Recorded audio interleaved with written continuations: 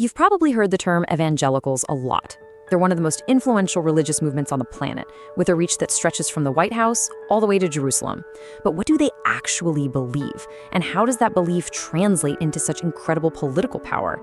Okay, let's get into it. So to really understand their influence, you have to start with the scale of it. Get this, over 50 million Americans believe the Bible isn't just a holy book, it's a literal roadmap for the future. A detailed step-by-step prophecy of what's coming for every single one of us.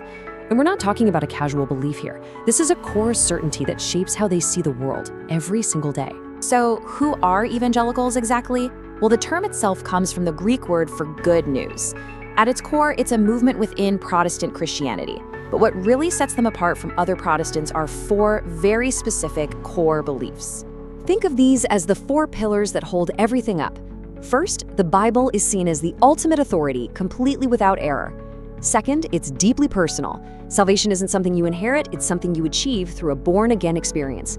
Third, that experience creates a mission. You have to go out and actively spread the good news. That's the evangelize part. And finally, it all revolves around the sacrifice of Jesus Christ as the key to salvation. These four things together, that's the bedrock of the entire worldview. Okay, and this leads us to what is for sure one of the most powerful and fascinating beliefs held by many evangelicals. A very detailed, very dramatic vision for the end of the world. This study of the end times, it's called eschatology, it isn't just about what's going to happen. It's about how that future vision shapes everything they do right now. And at the heart of this prophecy is a very specific timeline. It kicks off with something called the Rapture, where believers are suddenly taken up to heaven. Down on earth, what follows is 7 years of absolute chaos, known as the Tribulation. This all culminates in the final epic battle of Armageddon.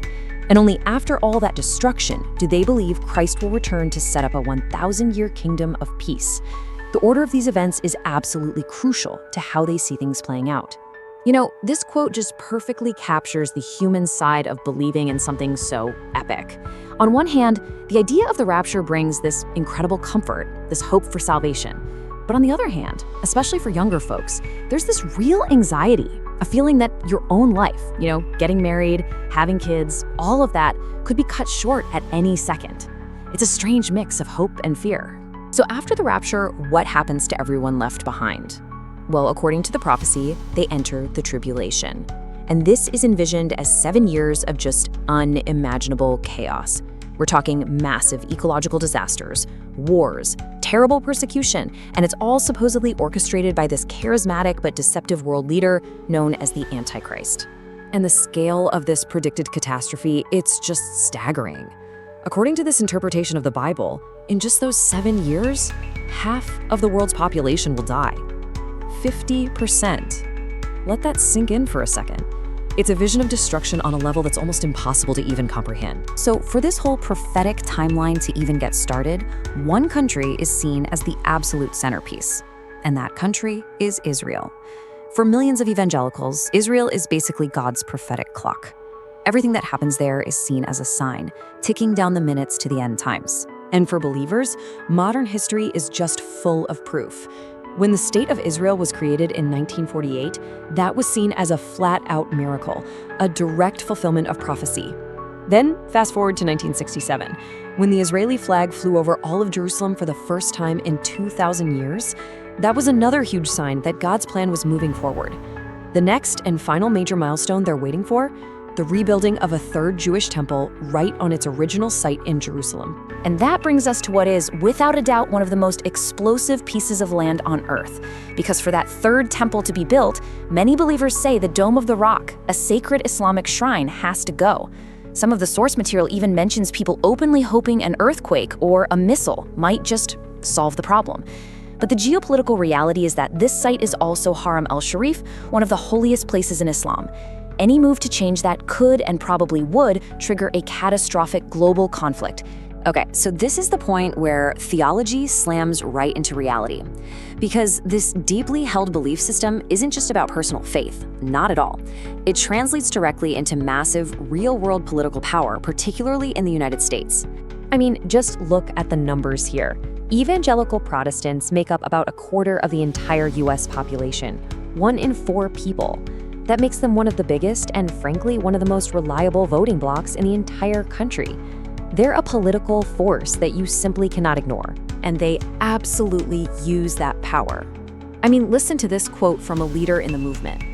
When a US president's policy toward Israel seemed to be shaky, they organized what they called friendly pressure, an email blast to 100,000 people that got the White House to listen. This is a perfect textbook example of faith directly influencing foreign policy. And this influence isn't just random or disorganized. It is channeled through this incredibly powerful and sophisticated network. You've got major political organizations, you have massive media empires with TV and radio stations reaching hundreds of millions of people. You have megachurches with budgets in the billions. And on top of all that, you have these super effective voter registration drives that can literally sway elections. So let's zoom out. What happens on a global scale when millions of people are looking at current events through the lens of a coming apocalypse? Well, it completely changes the game. It fundamentally alters how you see everything: international relations, global conflicts, even the idea of peace itself. And this really creates two completely different ways of looking at the world. For instance, a conflict in the Middle East. Is it a complex political dispute, or is it a necessary stage being set for Armageddon? A peace plan. Is that a goal we should all be striving for? Or could it be a clever deception by the Antichrist? And what about global crises? Are they problems we need to solve, or are they simply signs that the end is getting closer? And this really gets to the heart of the paradox. For millions and millions of believers, this entire prophetic story gives their lives ultimate meaning. It provides comfort, and it offers hope in what feels like a really chaotic world. But for critics, that exact same worldview is seen as a dangerous ideology.